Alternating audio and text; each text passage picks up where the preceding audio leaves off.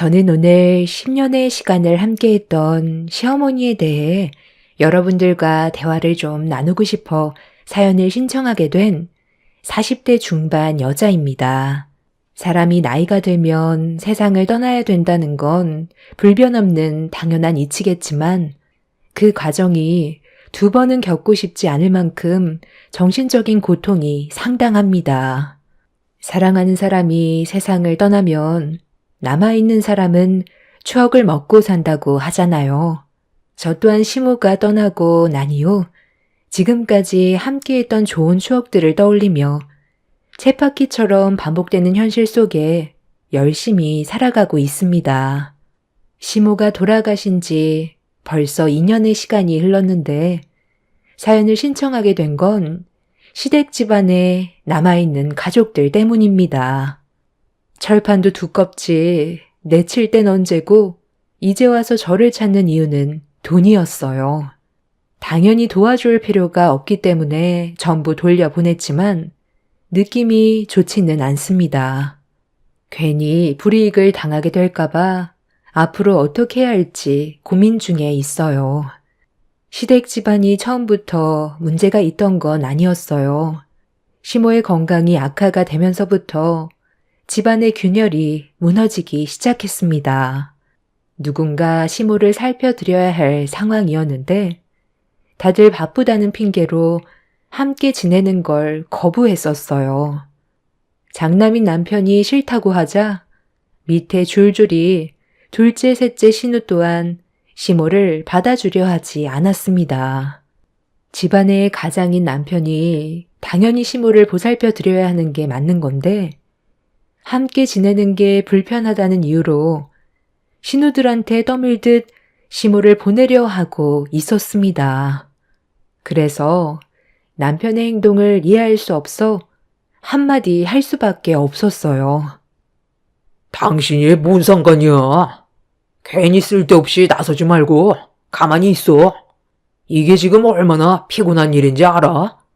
동생들이 알아서 하게 놔두면 된다니까. 어떻게 모른 척 할 수가 있어. 어머님이 어떤 상태인지 뻔히 알면서 지금 그런 말이 나와? 췌장암에 암세포가 간에까지 전이가 된 상황인데 걱정도 안 되는 거냐고. 곧 병원 치료 받을 건데 우리 집에 있을 필요는 없잖아. 병실 입원할 때까지 동생들한테 봐달라고 했으니까 걱정 안 해도 된다니까. 당신 5년 전에 아버님 돌아가셨을 때 뭐라고 그랬어? 어머님 몸 건강히 잘 보살펴 드린다고 걱정하지 말라면서 약속하지 않았어? 아버님은 당신을 믿고 편하게 눈을 감으셨는데 지금 하는 짓을 봐봐. 집안의 장남이라는 사람이 금전적으로 도움이 필요할 때만 어머님한테 찾아가서 돈만 뜯어냈지. 건강은 어떠신지 조금도 관심 가지려 하지 않았잖아. 어머님이 여태 얼마나 애지중지 손주들까지 돌봐주셨어. 그거 알면 이렇게 냉정하게 못하지. 남편은 본인이 뭘 잘못하고 있는지 전혀 인지하지 못하고 있길래 따끔하게 한마디 했는데 그걸 듣기 싫다며 저에게도 상처되는 말을 거침없이 뱉어댔어요. 결국 그날 서로는 좋지 않은 감정으로 대화가 끝이 났고 남편의 강압으로 인해 시모는 입원하기 며칠간 신우들이 모시는 걸로 결정을 하게 되었습니다. 그렇게 신우들의 집에서 번갈아 지내다가 입원할 병원을 결정해 치료를 받기 위해 병실로 옮기게 되었는데 이번엔 또 다른 문제가 서로의 신경을 건드렸어요. 오빠가 엄마한테 받아간 재산이 제일 많잖아. 그러니까 오빠가 대신 병원비 좀 납부해주면 안 되는 거야? 알아보니까 엄마가 가진 돈 전부 오빠가 가져갔다면서? 며칠간 우리 집 제공해줬을 때 도와준 거 하나 없으면 이번만큼은 오빠가 나서줘야지. 여유가 있는 사람이 해야 되는 게 당연한 거라고. 내가 가장이니까 많이 받는 건 당연한 거지. 그리고 지금 상당히 어이없는 게 뭔 줄 알아? 네가 나한테 꼭 한 푼도 안 받은 사람처럼 말한다는 거야. 재산 나눠 가질 때 누가 제일 심하게 난리를 쳤더라. 네가 어떻게 해서든 좀 더 많이 가져가려고 한바탕 설한을 피웠었잖아. 그때 기억 안 나? 아버지는 너희들 재산 똑같이 나눠주려 했는데 네가 둘째라고 좀 더 가져가야 한다며 아버지한테 온갖 상처 다 준 뒤에 귀엽고 좀 더 뜯어가지 않았어? 받을 만큼 받아갔으면 군소리 하지 말고 어머니 임종날까지 옆이나 지켜줘. 나 이번에 개업한 식당에 모든 걸 다 걸었던 거 알고 있지? 망하게 된다면 길거리 나앉게 된다고. 차라리 오빠 식당 망했으면 좋겠네. 말만 장남이지. 집안을 위해서 하는 거 하나 없잖아. 그러니까 당연히 망해야지. 도와주지 않을 거면 나타나지도 마. 네가 원한다면 그렇게 해줄 수 있어. 나는 뭐 저 노인네 얼굴 보고 싶은 줄 알아? 나아준 뿐이니까 그래도 할 도리 하려고 자리 지키고 있는 거야. 당신 정말 정신 나갔어? 나중에 후회할 일 만들고 싶어? 좀 작게 얘기해. 어머님 다 들으시겠다고. 이번엔 당신 양보해서 병원비 좀 더 내드려. 삼남매는 췌장암으로 고생하고 있는 시모를 서로 살펴주지 않겠다며 계속 미루는데 정말 기분이 좋지 않더라고요. 본인들이 원할 때만 시모를 찾고 정작 도움이 필요할 때는 내치려는 행동들이 저를 더욱더 화나게 만들었어요. 그래서 이건 아닌 것 같다고 남편과 신우들에게 화를 내면서 할 도리는 지키라고 얘기했는데 이미 제 말은 들어줄 생각도 하지 않았어요. 결국 아무것도 해결되지 않은 상태에서 집으로 돌아오자마자 남편과 그날 대판 싸우게 되었습니다. 당신을 낳아준 엄마인데 정없이 계속 행동할 거야? 아까 어머님이 듣지 못하신 것 같지만 전부 다 느끼고 있을 거라고. 도대체 뭐가 문제야? 어머님이 불쌍하지도 않아? 그래도 자식들이라고 도움이 필요하다며 손 내밀었을 때 조금이라도 고민한 적 있으셨어? 간이며 쓸개며 전부 다 빼주셨는데 정작 당신은 한다는 소리가 귀찮고 힘들어서 돈 많이 나가니까 낳아주신 엄마를 버려버리겠다고? 나중에 우리 아들이 당신 몸에 병이 들어서 누워만 있고 도움이 필요할 때 모른 척하면 기분이 어떻겠어? 반대로 생각해 보라고. 이런 식으로 행동하는 거 안 보는 것 같아도 다 보고 배운다고. 그래서 뭐 어쩌라는 거야? 내가 싫고 동생들도 싫다잖아. 그럼 당신이 옆에서 살펴주던지. 나는 더는 볼 필요 없어. 가진 게 있어야 부모인 거지.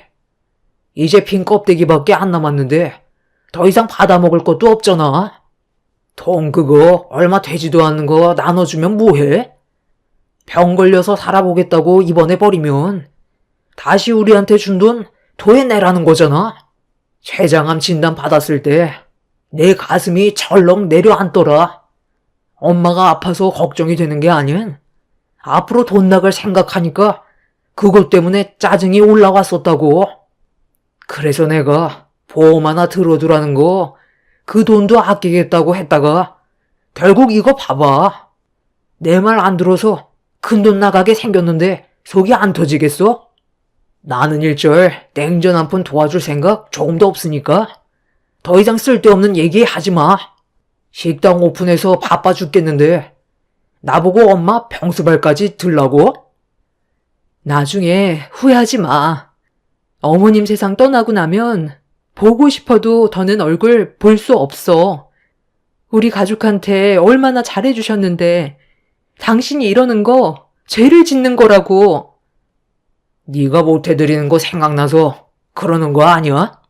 장인 장모님 한날 한시에 세상 떠나서 더는 얼굴 볼 수도 없으니까 그것 때문에 나한테 그러는 거 아니냐고. 남편은 제가 어떤 아픔을 겪고 있는지 알면서 절대 해선 안 될 말을 입 밖으로 꺼냈어요.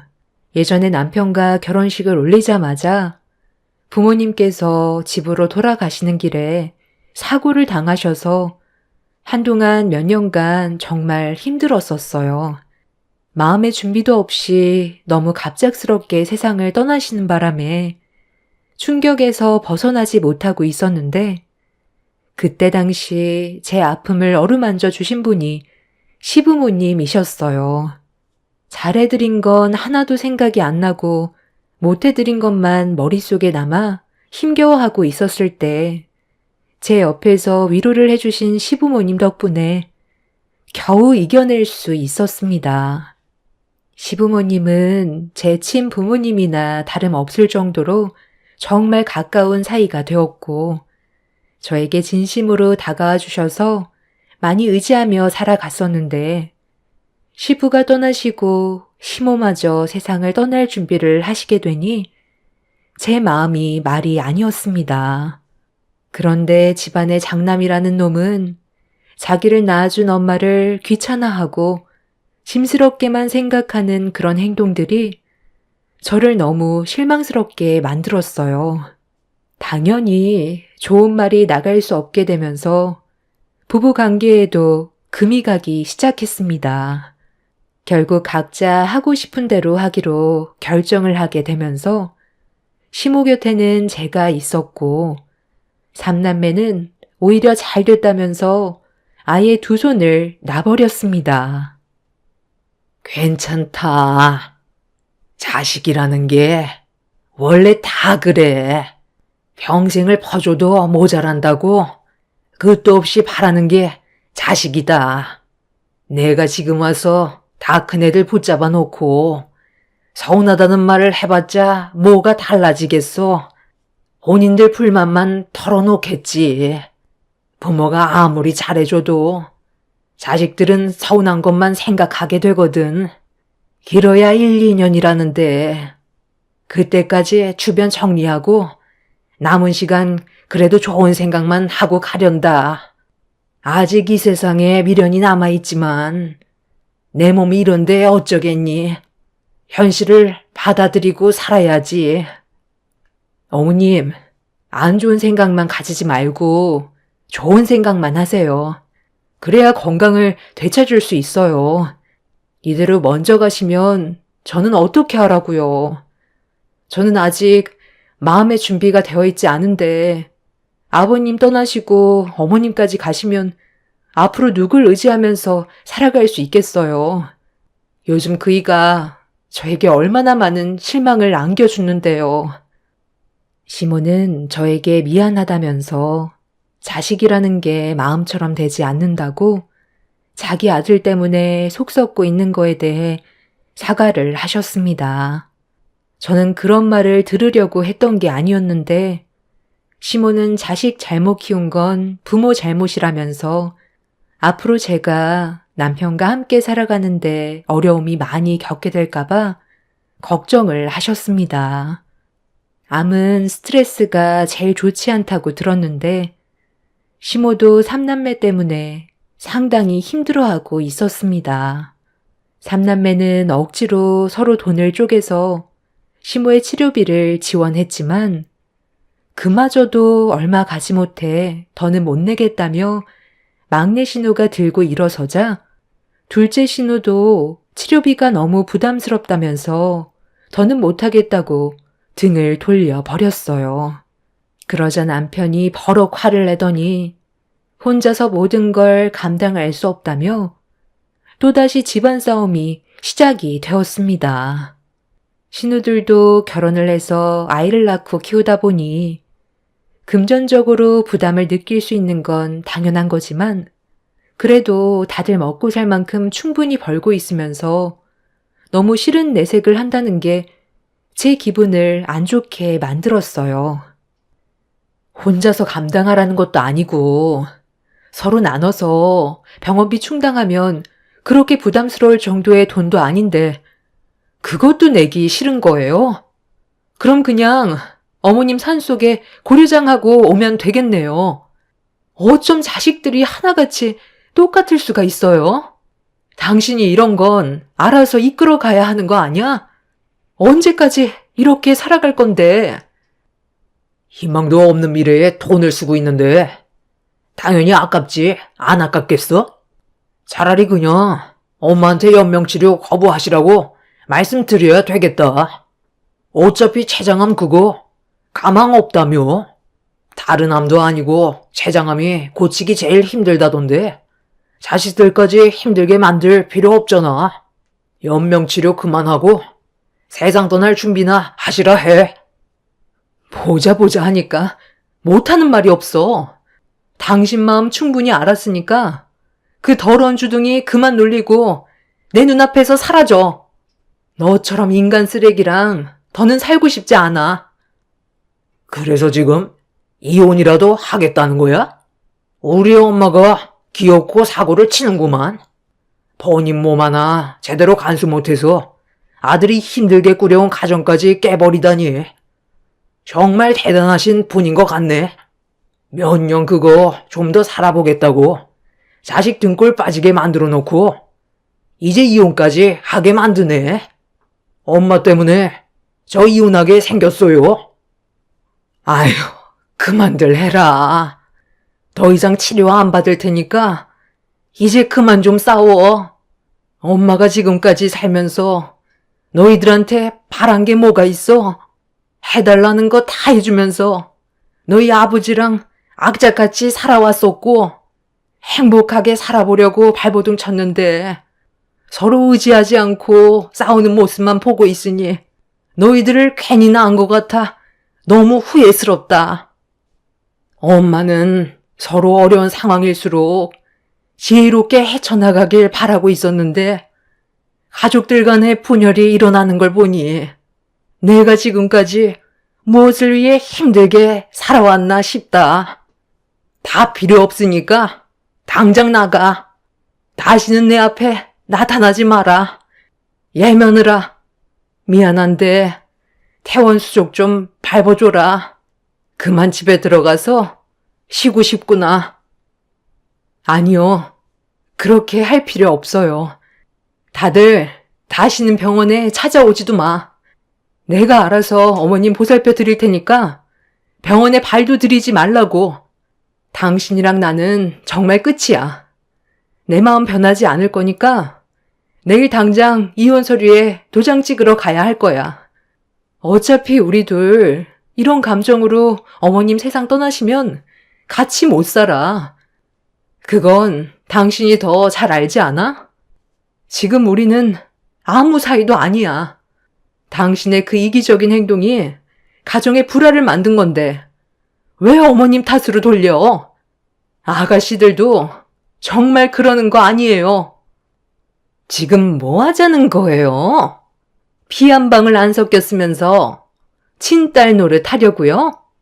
우리 엄마한테 뭐 바라는 거라도 있어요? 어차피 가지고 있는 거 저희가 탈탈 털어갔기 때문에 몸뚱이 하나 남았는데 무슨 이익이 있다고 이혼까지 하면서 엄마 옆에 있으려 하는지 모르겠네. 혹시 우리가 모르는 무언가가 있는 거 아니에요? 더는 듣고 싶지 않아 남편과 두 신우를 밖으로 쫓아내 버렸어요. 삼남매는 오히려 잘 됐다면서 짐 하나 덜었다고 다시는 병원에 오지 않을 테니 어떤 일이 있어도 연락하지 말라면서 조금의 미련도 없이 고개를 돌려 버렸습니다. 남편도 저와 함께 살고 싶지 않다며 다음날 무조건 이혼하러 가자는 말에 그렇게 하기로 했어요. 남편과 살 바엔 차라리 시모 옆에서 남은 시간 보내고 혼자 아이들 키우며 사는 게 제일 속편해 보였습니다. 시모는 이혼만큼은 안 했으면 좋겠다고 했지만 이미 사람이 아닌 쓰레기와 더는 함께 살고 싶지 않았어요.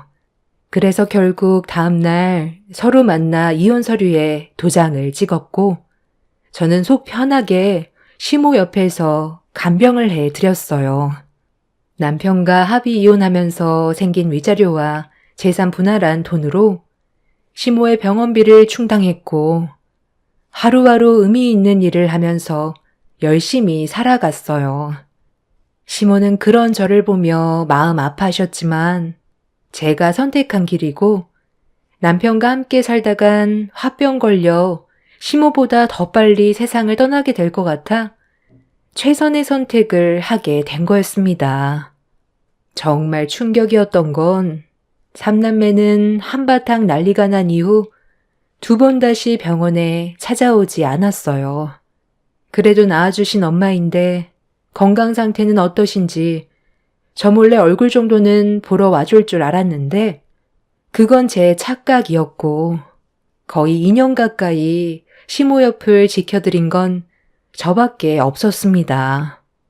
시모는 저와 함께 있으면서 정말 많은 대화를 주고받으며 매일을 즐겁게 보내셨어요.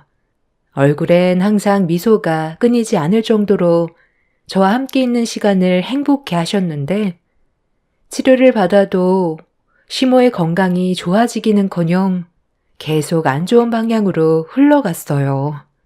그렇게 의사가 말한 최대 2년이라는 시간을 꽉 채우게 된 시모는 급격하게 건강이 안 좋아지셨어요. 의사는 시모의 몸 상태를 확인하고 며칠 못 버티실 거라는 진단을 하셨습니다. 그리고 시모의 임종이 얼마 남지 않았다는 말을 들었을 때 저희 부모님이 세상을 떠나셨던 기억이 떠올라 너무 마음이 안 좋았고 그때부터 시모 곁에서 계속 간병해 드렸습니다. 시간이 갈수록 맥박과 혈압은 떨어졌다 올랐다를 반복했고 이런 상황들이 두려운 나머지 남편한테 전화를 걸었습니다. 이혼하고 단 한 번도 찾아오지 않았던 남편한테 처음으로 전화를 했었죠. 남편은 시모가 떠날 것 같다는 말에 알겠다면서 전화를 끊었고 저는 시모의 손을 잡으면서 좀 더 버텨보라며 아직 할 말이 많다고 이대로 떠나지 말아달라고 숨만 헐떡거리는 시모를 보며 눈물을 흘렸어요. 옆에 있던 간호사분은 저를 딸로 착각할 정도로 시모가 저와 함께 있고 싶어 하는 것 같다면서 잘 버티고 있으니 희망을 놓지 말라며 계속 말을 걸어달라고 했어요. 그동안 저를 딸처럼 대해주신 시모와 행복했었던 기억을 최대한 떠올려 쉬지 않고 시모에게 말을 붙였습니다. 시모는 그런 저에게 대답이라도 해주는 듯 손가락을 움찔거리며 반응을 해주셨는데 그것도 얼마 지나지 않아 아무 반응도 없으셨습니다. 나중엔 숨만 헐떡거리시며 괴로워하시는 모습을 보이셨는데 그 모습을 보고 있던 저는 울면서 떠나지 말아달라고 애원했어요. 시모의 눈에서는 눈물이 흘렀고 맥박이 급격하게 떨어지더니 시모는 거친 숨을 내쉬면서 몸이 조금씩 떨려오기 시작했어요.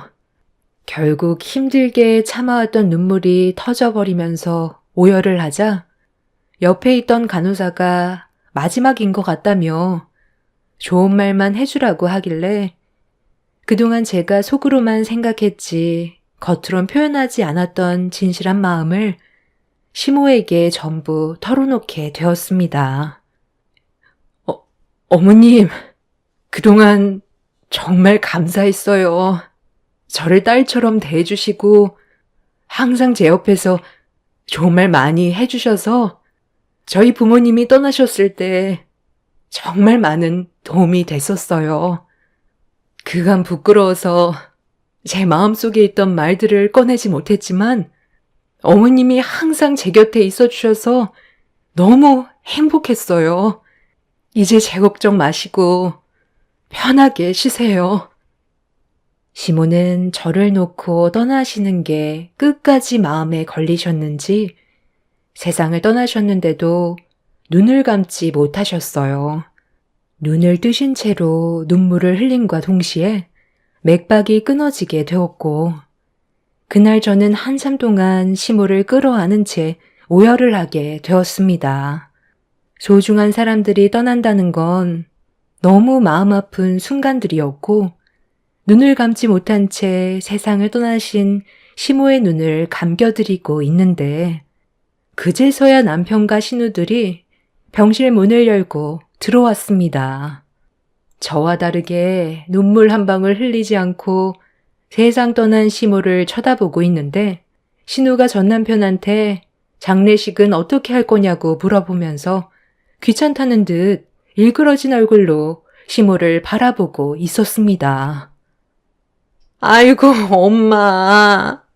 이렇게 가시면 어떡해? 올케 언니가 잘 모신 거 맞아요? 아휴, 그런데 장례식 그거 꼭 해야 되는 거야? 나 이번에 큰돈 나가고 요즘 일이 너무 바쁜데 그냥 바로 화장해도 되는 거잖아. 엄마도 그걸 원할걸? 아, 맞아. 3일 동안 아무것도 못하고 장례식장에 있어야 하는데 그렇게 되면 일에 지장까지 생긴다고. 그냥 바로 화장 처리해 버리자. 미친놈이네.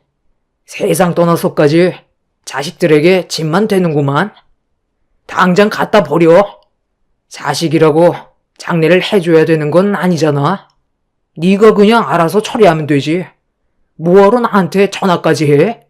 지금 식당 일이 얼마나 바쁜지 알아? 요즘 잠잘 시간도 없을 정도로 매출이 장난 아니라고. 3일간 장례식 치르면 피해가 얼마나 큰 줄 알아? 우리 어머니가 세상 떠나기 전에 뭐 남긴 거라도 있었어? 있으면 줘봐. 나 몰래 돈이라도 꽁쳐놓은 게 있었어? 아, 너한테 무슨 말은 했을 거 아니야? 넌 끝까지 돈이야?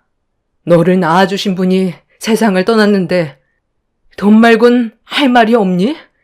어떻게 갖다 버리라는 말을 할 수가 있어? 네가 사람이니? 어머님이 남겨주신 거 이거 하나뿐이야. 아버님이 어머님한테 선물로 주신 신발이라며 어머님이 살아계셨을 때 산을 좋아하셔서 해주신 거라던데 한 번도 신지 않고 간직만 하셨는데 이것 말곤 남아있는 건 아무것도 없어. 어차피 당신한테 필요 없는 거잖아. 사람 도리라는 게 있어. 어머님 장례식은 치러야 하는 거라고.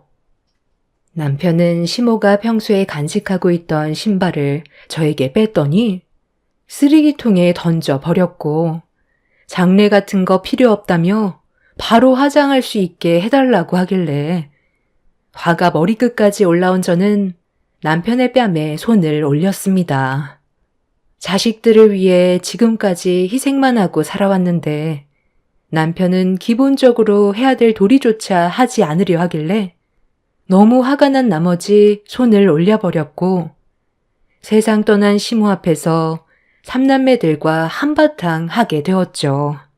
저는 남편한테 해야 될 도리도 하지 않는다면 지금 하고 있는 일들 언젠가 망하게 될 거라면서 시모가 그동안 아끼고 한 번도 신지 않았던 쓰레기통에 처박힌 신발을 꺼내들어 해야 될 건 하라고 분노를 가라앉히지 못했고 삼남매는 일그러진 얼굴로 장례식을 진행했습니다. 삼남매 지인들 몇 명 말고는 장례식장에 오는 사람은 딱히 없었지만 그래도 겨우 장례식을 무사히 끝낼 수 있게 되었습니다. 그렇게 납골당에 안치한 뒤 남편은 앞으로 평생 2번 다시 얼굴 볼 일 없었으면 좋겠다며 등을 돌렸습니다. 장례도 안 치르려 했던 불효자들이 언젠가 전부 망하기를 간절히 바라면서 저도 제 아들들과 함께 열심히 살아갔어요. 시모가 남겨주신 신발을 신고 밑창이 떨어질 정도로 앞만 보며 달려왔습니다. 정신없이 바쁘게 움직이다 보니 부유하지는 않아도 어느 정도 안정적으로 자리를 잡을 수 있었는데 어느 날 신발 밑창이 떨어져 나가 더는 신지 못할 것 같아 세탁해서 한편에 보관해 두려고 신발 속 깔창을 꺼내 솔질을 하려는 순간 밑바닥에 이상한 글씨가 새겨져 있었어요. 알 수 없는 주소 같은 게 적혀 있길래 한참 동안 바라만 보다가 그날 저는 제 아이들을 차에 태운 뒤 주소가 적힌 곳으로 향하게 되었습니다. 깔창 밑에 주소가 적혀 있을 거라곤 전혀 상상조차 하지 못했었는데 시모가 신발을 고이 간직하고 있었던 이유가 목적지에 있을 것 같아 한참을 달려 도착을 하니 허름한 창고 하나가 눈에 들어왔어요. 굳게 잠겨 있길래 창고 안을 살펴볼 수가 없어서 주변을 두리번거리고 있었는데 누군가 저를 부르는 목소리에 깜짝 놀라 고개를 돌려보니 어느 한 노인이 저를 위아래로 훑어보며 누구냐고 물어보시길래 신발을 보여주면서 깔짝 밑에 적힌 주소를 찾아왔다고 하니까 남편 이름을 대더라고요. 그리고 저는 그동안 전혀 알지 못했던 충격적인 말을 들을 수 있게 되었고 노인은 저에게 창고 열쇠를 건네주었습니다. 내 친구가 하도 부탁을 해서 창고를 임대해줬는데 이 열쇠를 가지고 있다가 나중에 신발을 가지고 찾아온 자식들 중 한 명한테 열쇠를 주면 된다고 하더라고. 그런데 자식이 아닌 며느리가 올 줄 상상도 못했네. 내 친구놈이 그 신발을 재수 씨한테 선물해 준 거였거든.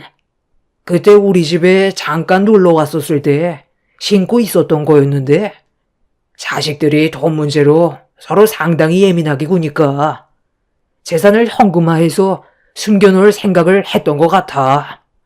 노력하지 않고 얻은 재산은 분명 흥청망청 쓰게 되어 있다면서 나한테 창고를 빌려달라고 해서 알겠다고 했지. 나야 산 사람이라 돈에는 전혀 욕심이 없고 내 둘도 없는 친구의 부탁인데 어쩌겠어. 그때 아마 내 친구의 몸 상태가 별로 안 좋았었을걸. 그런데 친구놈이 재수 씨한테 선물해준 신발을 빤히 보더니 잠깐만 벗어보라고 하더라고. 그리고 깔짝 밑에 우리 집 주소를 적는 거야. 나중에 재수 씨가 신발을 자식들한테 내밀었을 때 가져가 밑창 떨어지게 열심히 뛰어 일한 한 명은 신발을 세탁하기 위해 깔창을 빼게 될 테고 그렇게 되면 적혀있던 주소를 확인하게 되니 그 재산을 노력한 사람만 가지게 되는 걸로 계획을 하게 된 것 같아. 그런데 내가 3명의 자식들의 얼굴을 알고 있어서 그 중에 한 명이 올 줄 알았는데 며느리가 오게 될 거라곤 상상도 못했네. 어찌됐든 이 열쇠 받고 안에 있는 물건 가지고 가면 될 거요. 그럼 재수씨 자식들은 그 신발을 받지 않았다는 거야? 어떻게 된 영문인진 모르겠지만 그쪽이 열심히 두 발로 뛰고 살아온 결과에 대한 보상이니 받는 건 당연한 거요.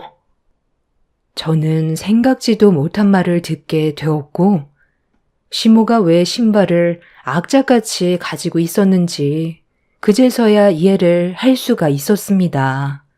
시모는 3명의 자식들에게 남겨져 있던 재산을 주고 싶지 않았던 거였고 세상 떠나기 직전 저에게 신발을 주시면서 아끼지 말고 신으라며 열심히 뛰면서 살다 보면 좋은 날이 올 거라고 했던 말이 머릿속으로 스쳐 지나가게 되었죠. 그렇게 창고 문을 열게 되니 그곳엔 가방 하나가 눈에 보였고 안에 있던 내용물을 확인한 순간 입을 다물지 못했습니다. 그 안에는 5만 원짜리 지폐가 묶음으로 가득 채워져 있었어요. 상상을 초월한 일이 펼쳐지게 되었고 무거운 가방을 들어 창고로 나왔는데 아버님 친구분은 이미 다른 곳으로 가셨는지 더는 보이지 않았습니다. 저는 그날 그 가방을 가지고 집으로 돌아와 어떻게 해야 할지 몰라 고민을 할 수밖에 없었어요. 너무 큰 돈이라 감당이 안 될 정도였죠. 한 묶음당 500만 원이었는데 총 100개가 들어 있었습니다. 5억의 돈이 들어오게 될 거라곤 전혀 예상하지 못했던 터라 고민이 많았었는데 얼마 뒤 남편과 신우들이 저희 집으로 찾아왔어요.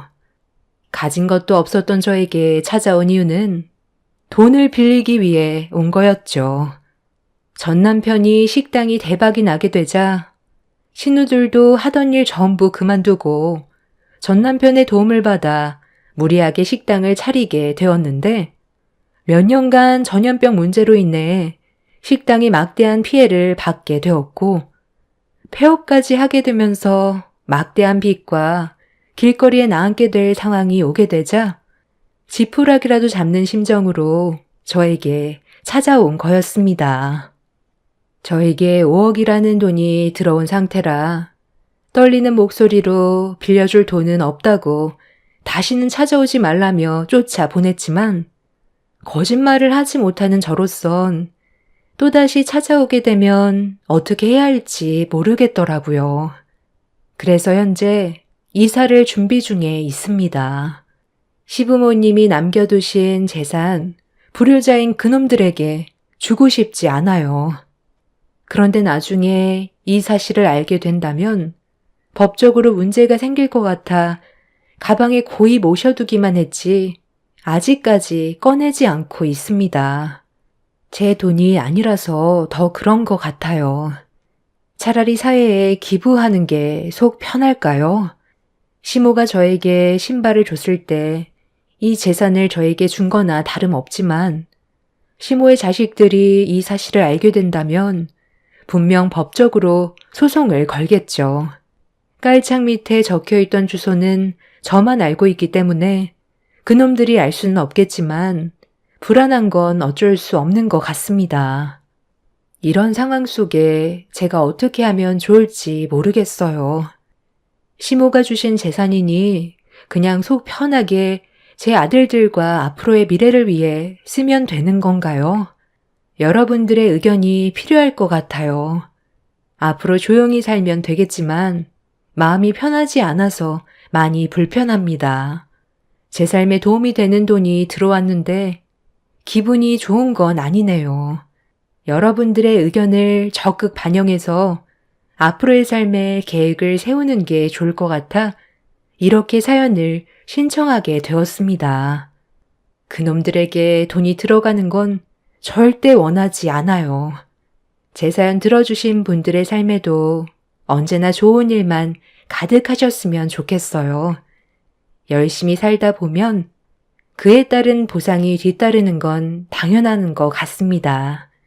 오늘따라 돌아가신 시모가 많이 그립네요.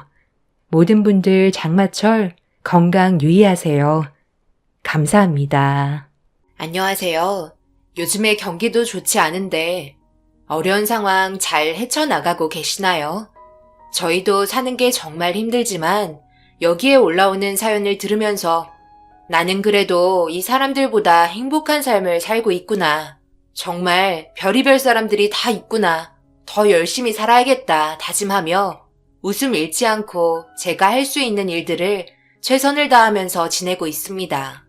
그런데 제정신이 정상적으로 돌아오는 데까진 꽤 오랜 시간이 들었던 것 같아요.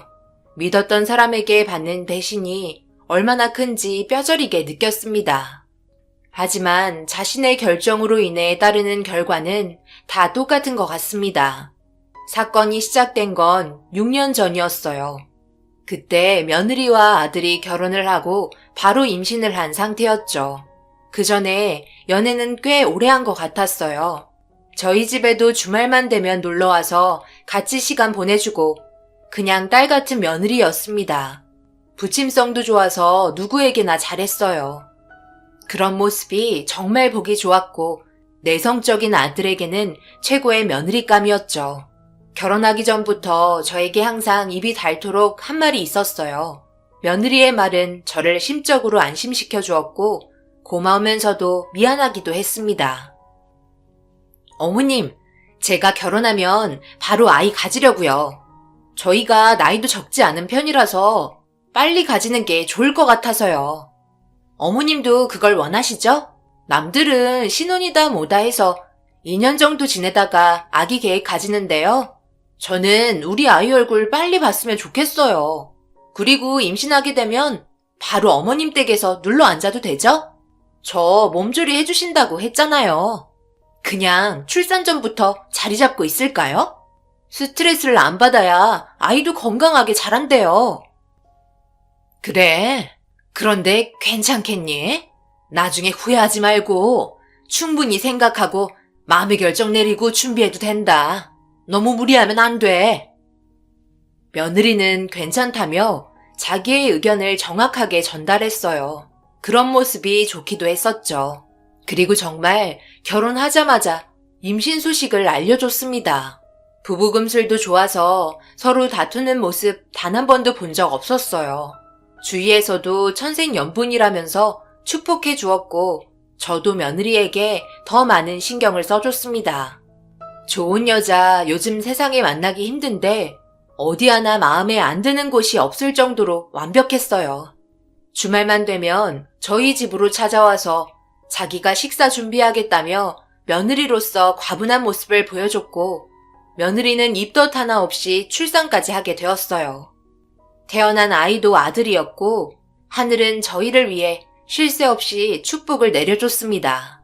그런데 며느리에게 한 가지 단점을 발견하게 되었어요. 이 단점이 장점도 될 수 있지만 단점이 된다면 상당히 골치 아플 정도로 심각하게 발전될 수도 있다고 생각했었습니다. 바로 눈웃음이었어요. 시도 때도 없이 대화를 하며 웃을 때 눈을 반달 모양으로 만들어 웃어주는데 며느리의 미모가 상당히 이쁜 편이라 다른 남자들이 분명 오해를 할지도 모른다는 불안감이 많이 들었어요. 다행히 아이도 낳았고 대부분의 시간을 집에서 보내야 했기 때문에 외출할 일이 없었죠. 그렇게 마음 편히 아이를 봐주며 며느리 몸조리 해주고 있었는데 제가 전혀 생각하지도 못한 일이 벌어졌고 며느리의 말에 거부하기가 참 애매했어요. 어머님, 저 몸조리도 끝났고 아이 먹을 모유도 다 저장해 놨으니까 오래간만에 친구들 보러 나갔다 와도 되죠? 갑자기 친구들을 보러 간다고? 이 시간에? 조금 있으면 영식이도 들어오는데 같이 저녁 먹는 게 좋지 않을까? 이번에 친구들이 동네 근처로 지나갈 일이 있다고 그래서 겸사겸사 보려고 하는 거예요. 오래 있지 않을 테니 걱정 마세요. 저 안 보내주시는 거 아니죠? 답답하기도 해서 이번 한 번만 다녀올게요. 올 때 맛있는 거 사가지고 올 테니까 어머님이 아기 좀 봐주세요. 며느리는 저에게 아기를 맡기고 나갔습니다. 화장도 하고 머리도 만지고 옷도 이쁜 옷으로 골라 입고 나갔어요. 또래 친구들은 아직 결혼을 하지 않아서 자기가 애엄마라고 보이는 게 싫었는지 신경을 많이 쓰고 나갔습니다. 진한 화장이 좀 거슬렸지만 늦지 않게 온다고 했으니 며느리의 말을 믿고 있었어요. 별 문제 없을 거라 생각했죠. 여러 가지로 봤을 때 생각 없이 행동할 며느리는 아니었거든요. 떠난 지 2시간쯤 지났을 때 아들이 들어왔어요. 오자마자 화장실에서 씻고 아이와 함께 시간을 보내줬습니다. 그런데 항상 며느리 때문에 집안이 활기가 넘쳤는데 갑자기 조용해진 집안 분위기가 적응이 안 됐는지 아들은 며느리를 찾기 시작했어요. 보통은 잠시 놀러 갔다 온다고 아들한테 말을 해야 하는 건데 아직 전달이 되지 않은 것 같았습니다. 주변을 두리번거리더니 희진이 어디 갔냐고 물어봤어요. 어머니, 희진이 어디 갔어요? 집에 있어야 할 사람이 없으니 뭔가 느낌도 이상하고 적응이 안 되는데요? 아직 전달이 안 된 것 같네. 오늘 희진이 친구들이 동네 근처로 놀러 왔다고 해서 잠시 갔다 온다며 나갔어. 너무 걱정은 하지 마. 최대한 빨리 들어온다고 그랬어. 우리 먼저 저녁 먹으라고 그러네. 너희 아버지는 오늘 늦는다. 지인분들과 저녁 약속이 잡혀 있는 것 같더라고. 일단 아기 좀 보고 있어라. 금방 저녁밥 차려줄 테니. 아들은 며느리가 친구들 만나러 나갔다는 말에 표정이 별로 좋지 않았어요. 아무래도 자기한테 말도 안 했고 아기를 돌봐야 할 시점에 저에게 맡겨놓고 밖으로 놀러 나가는 걸 좋아하지 않았습니다. 어느 정도 예상은 했었지만 생각보다 심각한 상황까지 오고 말았어요. 몇 번을 전화했지만 받지 않았고 그렇다고 문자가 오지도 않았습니다. 그런 사소한 문제가 순식간에 커지고 말았어요. 아들과 저녁 먹으면서도 계속해서 문자나 연락을 취하는데 시간이 가면 갈수록 불안감은 점점 더 상승했고 결국 며느리는 다음날 새벽 5시쯤 집으로 들어왔어요. 머리는 헝클어진 상태에 옷은 죄다 풀려있고 눈빛은 말할 것도 없었어요. 잠 한숨 못 잔 저와 아들은 기분이 상당히 좋지 않았고 저와 약속했던 시간보다 엄청 늦어 쓴소리 안 하려 했지만 공동체 생활에서 이건 아닌 것 같아 웃고 있는 며느리를 보며 한 소리 하려던 찰나 아들이 며느리의 목덜미를 잡고 방으로 들어갔습니다. 그리고 예상한 장면이 연출되고 있었어요. 아이를 돌봐야 할 엄마가 아기는 저에게 내팽개치고 싸돌아다닌다며 언성이 높아지더니 결국 저는 아들과 며느리가 결혼하고 처음으로 싸우는 모습을 보고 말았습니다. 이유야 어찌되었든 아직은 며느리가 아이를 돌봐야 하는 게 맞았어요. 그리고 약속한 시간보다 훨씬 늦어졌기 때문에 저도 처음부터 이런 모습을 보인 며느리에게 실망이 너무 커서 말리진 않았어요.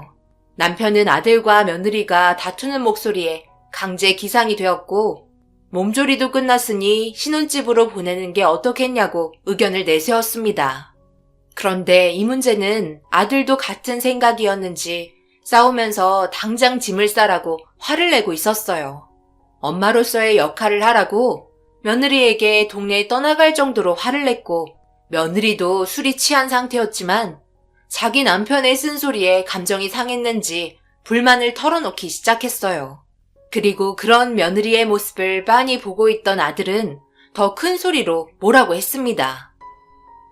그럼 우리 어머니는 어쩔 건데?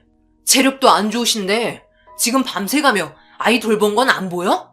네가 밖에서 웃으며 스트레스 풀고 있을 때 어머니는 아이 울지 말라고 달래며 기저귀 갈아주고 네가 유축기로 짜든 모유 데워서 먹이고 재우고 있었어. 새벽마다 아기가 칭얼거리는 거 잘 알고 있지? 그런데 새벽 5시가 넘어서 들어와? 너 하나 때문에 가족 전체가 힘들어야겠어? 무슨 문제가 있으면 전화를 하던가 문자라도 해야지. 내가 전화하는 거 다 무시하고 문자까지 무시해? 네가 한 행동이 뭐겠어. 나는 집에 남아있는 식구들 신경 안 쓰고 놀고 싶은 만큼 놀다 오겠다는 거잖아. 전화 한 통이라도 받았으면 내가 이렇게까진 안 하지. 네가 아기 10달 품어서 애 다 봤어? 뭘 한다고 지금 나한테 화를 내고 있는 건데? 이 정도 보상은 당연히 받아야 한다고. 어머님이 말 좀 해주세요. 제가 잘못했어요? 연락 못 받은 건 오래간만에 친구들 만나서 그런 건데 그게 그렇게 죽을 죄인가요? 갑자기 불똥이 저에게 튀었고 아들과 며느리는 저를 향해 뚫어지게 쳐다보고 있었습니다. 저는 좋게 좋게 설명을 해나가며 며느리가 상처받지 않게 둥글게 상황을 마무리 지었어요. 더 이상 싸워봤자 의미 없었고 며느리도 술이 덜 깬 상태라 맨정신일 때 다시 얘기하자며 아들 출근 늦을까봐 일찍 보냈어요. 며느리는 자기 아들 얼굴 한번 보곤 피곤했는지 방으로 들어가 누웠습니다. 자기가 저녁에 아이 돌보겠다며 조금만 고생해달라고 얘기하곤 바로 잠이 들었어요. 정말 한숨밖엔 안 나왔습니다. 결혼하고 아기 낳고 처음으로 나가는 건데 솔직히 늦게 들어와도 좋게 대화로 풀어나가려고 했어요. 그런데 며느리의 행동은 점점 더 생각 없이 상황을 이끌어가면서 아이에 대한 애착을 전혀 나타내지 않고 있었어요. 결국 이렇게는 안 될 것 같아 며느리와 아들을 신혼집으로 보냈습니다. 이게 최선의 선택이었고 며느리가 자기 자식에게 좀 더 책임감 있게 다가가길 원했어요. 며느리가 말했듯이 10달 품어 낳은 자식인데 그만큼 최선을 다해서 잘 성장할 수 있게 보살펴줘야 하는데 부모로서 당연히 해야 하는 거잖아요. 그래서 내린 결정인데 생각보다 이 문제가 잘 해결되지 않는 것 같았어요. 아들에게 전화가 왔는데 며느리가 사돈댁에 아기를 보냈다며 대책 없는 행동을 하고 말았습니다. 뜯어 말리고 난리를 쳤는데도 새벽마다 아기가 깨는 게 너무 힘들다며 두 손 두 발 들었다고 무턱대고 보내버리니 상당히 골치 아팠죠. 그동안 며느리가 아기를 갖기 전에 했던 말들과는 정반대의 상황이 흘러갔습니다.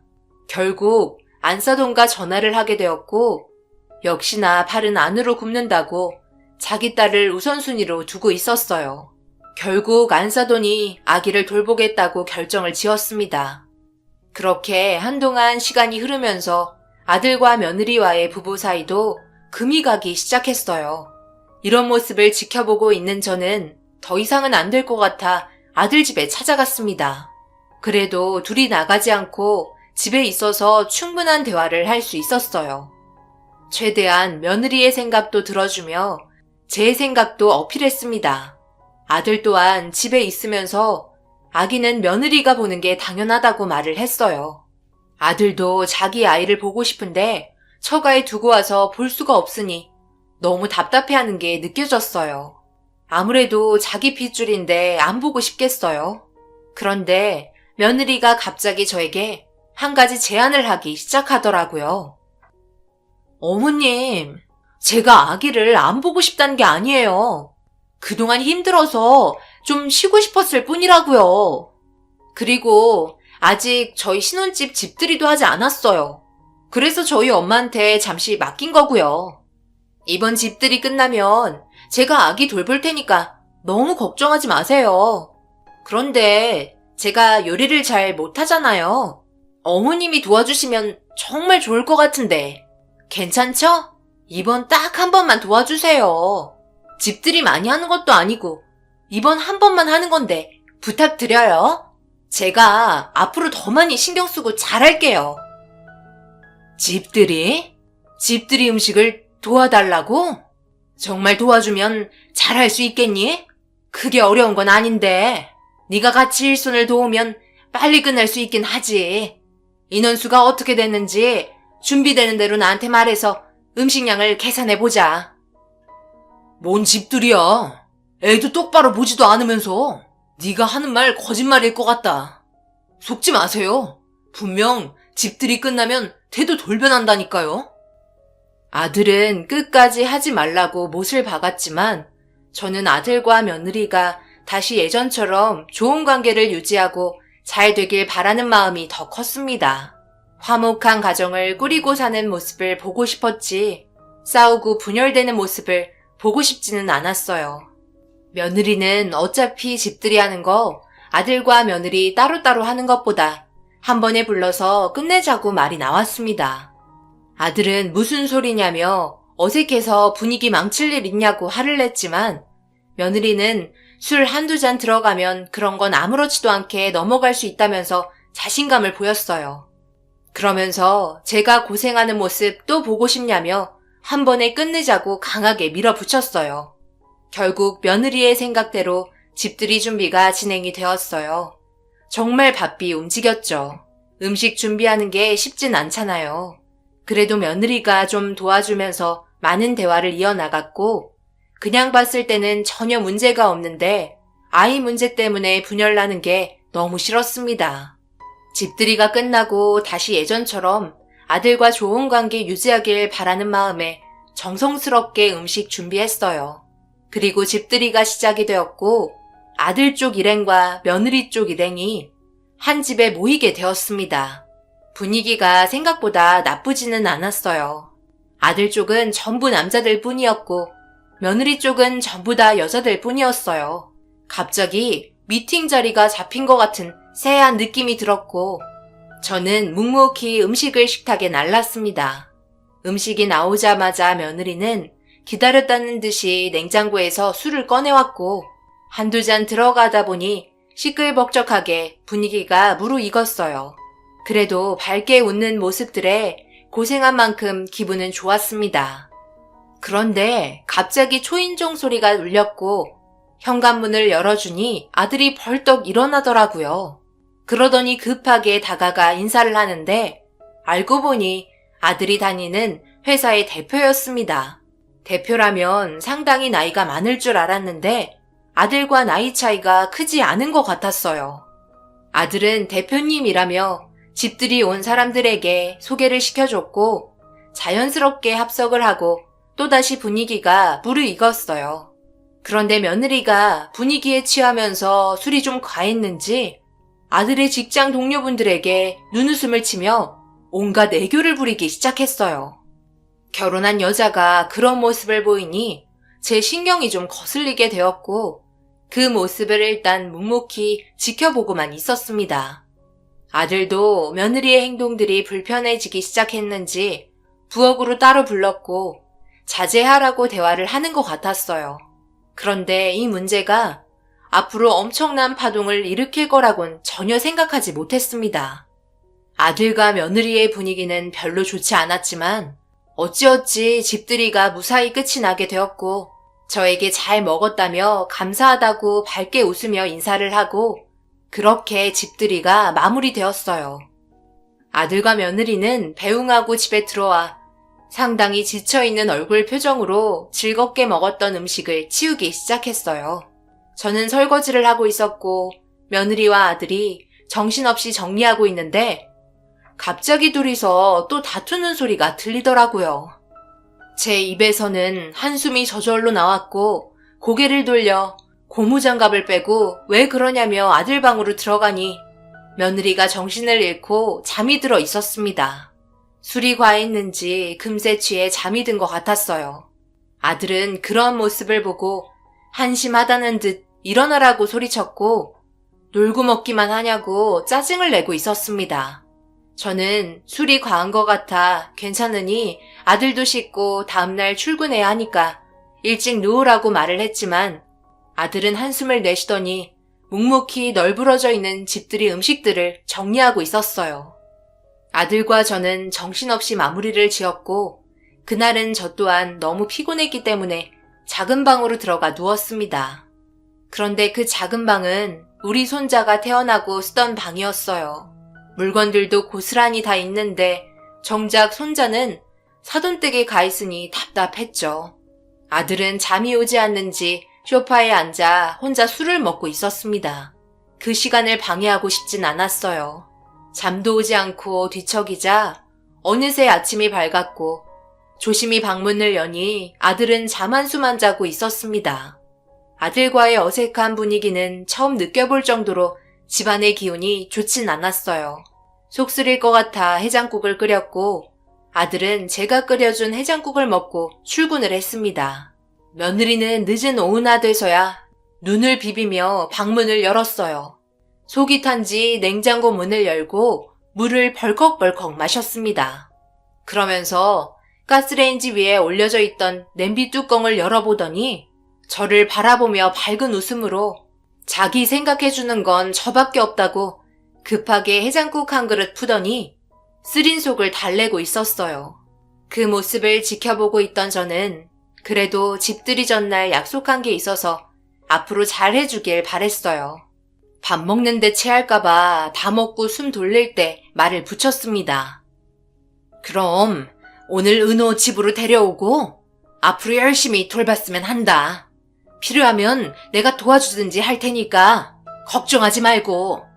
작은 방에 은호 방으로 다 꾸며놨잖니. 영식이도 자기 아들 보고 싶은데 그러지 못하니 얼마나 가슴 아프겠니? 알겠어요. 너무 걱정하지 마세요. 제가 알아서 할게요. 이따가 데리고 올 테니까 어머님 집에 계실 거죠? 도움이 필요할지도 모르잖아요. 제가 오늘 몸이 영 말이 아니라서 사실 좀 힘들거든요. 부탁 좀 할게요.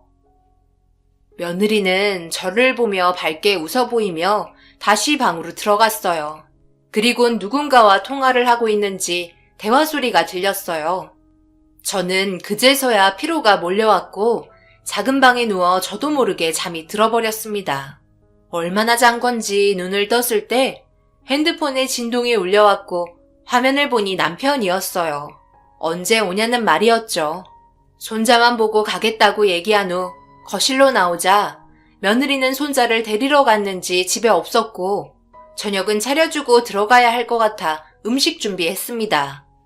그런데 집에 들어올 시간이 한참 지났음에도 들어오지 않더라고요. 뭔 일 있나 싶어 전화를 해봐도 받지 않았습니다.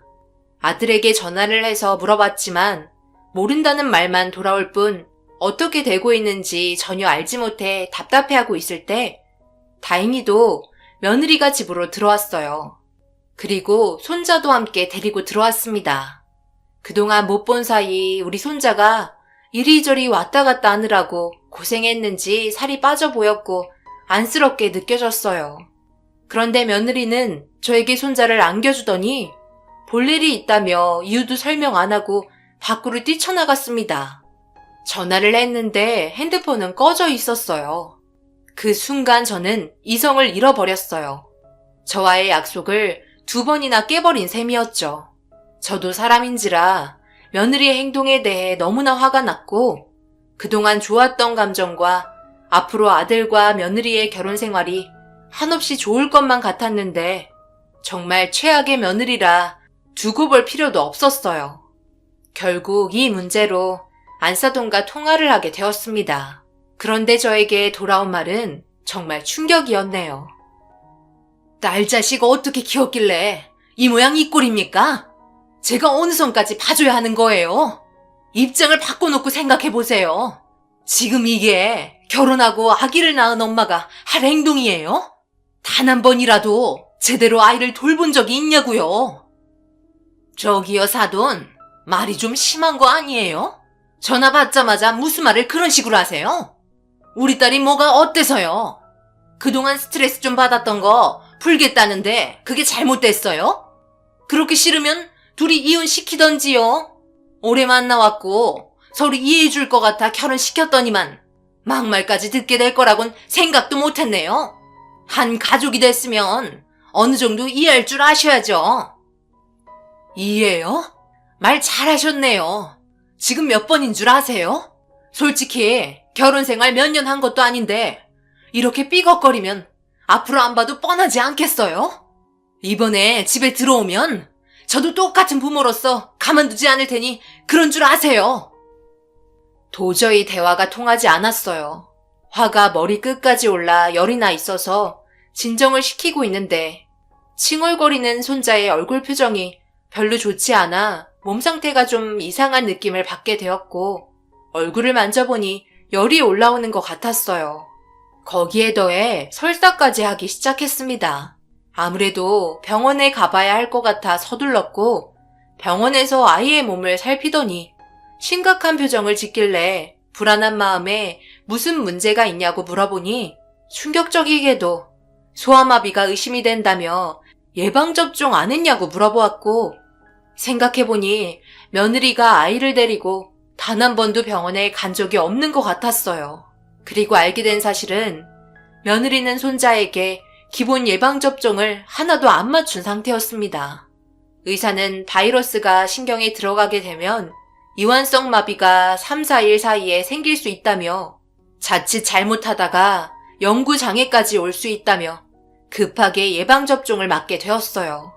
그리고 이런 상황까지 오게 되니 더 이상 며느리와 같이 함께하는 건 아닌 것 같다는 생각을 하게 되었고 이 문제를 아들과 대화를 하며 사태의 심각성을 전달했습니다. 아들도 또다시 약속을 깼는데 거기에 더해 아이까지 돌보지 않아서 문제가 생길 수도 있는 상태로 인해 입원까지 하게 되자 이혼하기로 마음을 굳힌 것 같았어요. 퇴근하면 병원으로 온다길래 기다리고 있었습니다. 그렇게 한참의 시간이 지나고 아들이 병원으로 허겁지겁 달려와 누워있는 자기 아들을 보고 눈물을 흘렸어요. 지켜주지 못해 미안하다며 오열을 했어요. 그리고 뒤이어 며느리에게 전화가 왔습니다. 핸드폰에서 들린 목소리는 배고픈데 다들 어디 갔냐며 밥 좀 차려달라는 말이었어요. 저도 모르게 며느리에게 욕을 퍼부었고 병원에 누워있는 아이의 상태에 대해 전달했습니다. 그리고 병실에 며느리가 찾아왔고 아들은 며느리를 보자마자 달려가 손을 날렸어요. 그러자 며느리도 똑같이 아들 얼굴에 손을 날렸고 그날 서로의 감정을 확인하고 이혼을 결정했어요. 그리고 아들은 며느리를 상대로 소송을 걸었습니다. 며느리 또한 아들에게 소송을 걸었죠. 하지만 손을 들어준 건 저희 쪽이었고 엄마가 된 상태에서 무책임하게 아이를 돌보지 않은 책임을 물어 아들에게 유리한 조건을 주었어요. 그렇게 이혼 위자료와 함께 그동안 결혼 생활하면서 금전적인 피해본 부분들에 대해 손해배상 청구 소송을 하게 되었습니다. 그리고 2번 다시 얼굴 볼 일은 없을 거라며 서로는 등을 돌렸어요. 오히려 아들이 이혼하고 더 잘 살고 있었죠.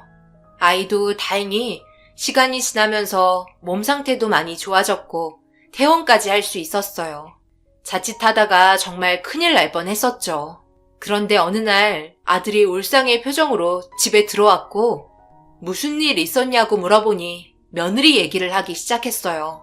그리고 듣게 된 말은 아들이 다니고 있던 회사 대표와 며느리가 재가를 한다는 소리였고 회사 대표와 며느리는 집들이 첫날부터 눈이 맞았다는 걸 알 수 있었습니다. 2차로 며느리 친구들과 대표가 술자리 하면서 며느리와 연결된 눈치였어요.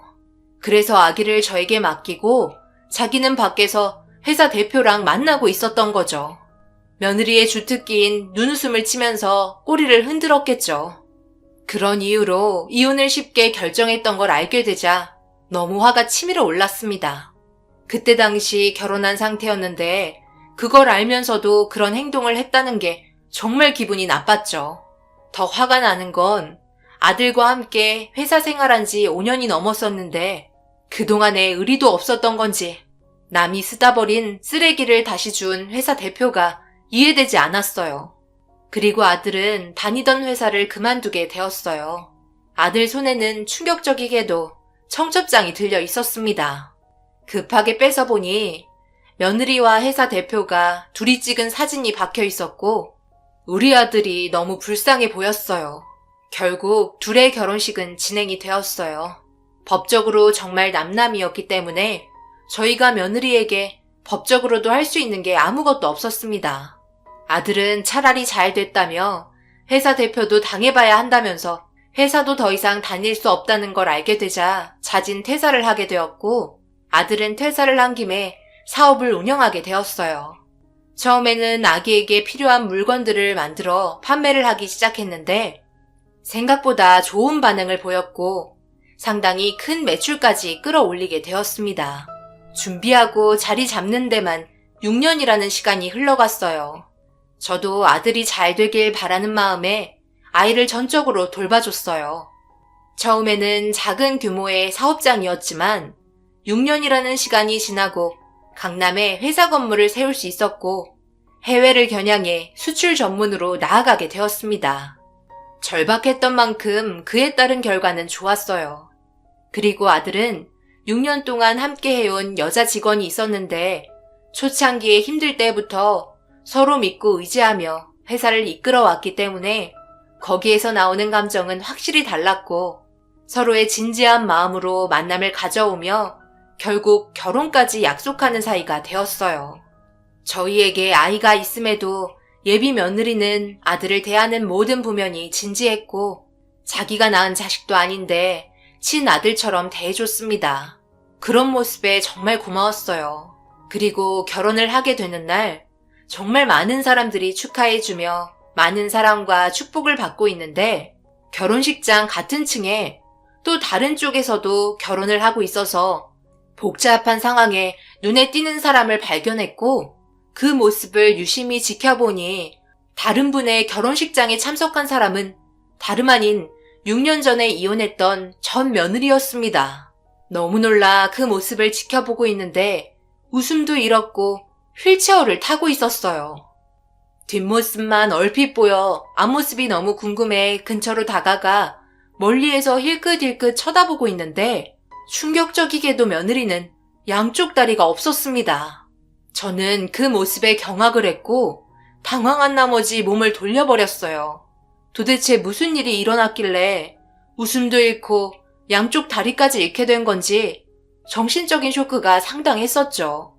그리고 뒤이어 사돈이 걸어오는 모습을 보았고 휠체어를 끌어주고 있는데 그 결혼식은 친척분들 중 한 명 같았습니다. 그런데 휠체어를 돌려 집으로 돌아가려는 건지 엘리베이터 쪽으로 향하고 있는데 상담실에서 걸어 나온 아들과 새 며느리와 부딪히게 되면서 마주치면 안 되는 상황이 발생이 되었어요. 아들과 전 며느리는 당황한 듯 서로를 바라보고 있었고 새 며느리가 누구냐고 아들에게 물어보자 예전에 잠깐 스쳐 지나갔던 여자라며 그냥 지나치려 하는데 저와 제 손을 잡고 있는 아이를 보고 전 며느리가 천천히 다가오고 있었어요. 갑작스런 돌발 행동에 휠체어를 막아서려고 하는데 은호가 엄마라고 외치며 아들이 있는 곳으로 달려가기 시작했고 그 상황에 너무 놀라 잡을 수도 없어 놓쳐버린 상태로 지켜보고 있는데 은호는 전 며느리가 아닌 아들과 결혼한 며느리의 품에 안겼습니다. 그 모습을 옆에서 지켜보고 있던 전 며느리는 아무 말 없이 빤히 쳐다보고 있었고 사돈 또한 아무 말 하지 못했어요. 은호는 휠체어 탄 전 며느리를 한참 동안 바라보다가 다리가 없다며 이상하게 쳐다보더니 배고프다며 새 며느리에게 반복적으로 칭얼거리자 전 며느리는 휠체어를 돌려 엘리베이터 쪽으로 향했어요. 다행히 별일 없이 상황이 지나갔어요. 새 며느리는 손자를 데리고 음식이 있는 곳으로 자리를 옮겼습니다. 아들은 전 며느리에게 다가가 무슨 대화를 하고 있었고 전 며느리는 엘리베이터를 타고 내려갔어요. 문이 닫히는 동안 저와 눈을 마주쳤지만 제가 회피했습니다. 아들은 저에게 천천히 걸어오더니 다리가 없어진 충격적인 말을 꺼내게 되었네요. 회사 대표와 결혼식이 끝이 나고 둘은 신혼여행을 떠났는데 하와이에서 오토바이를 타고 스피드를 즐기다가 균형을 잃게 되면서 절벽으로 떨어지게 되었고 회사 대표는 그 자리에서 세상을 떠나게 되었다는 말을 듣게 되었습니다.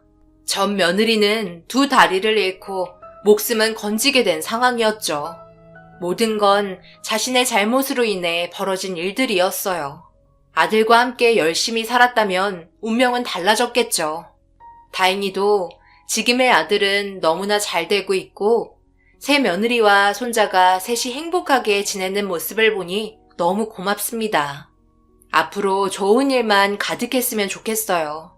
여러분들도 항상 좋은 마음을 가지시길 바랍니다.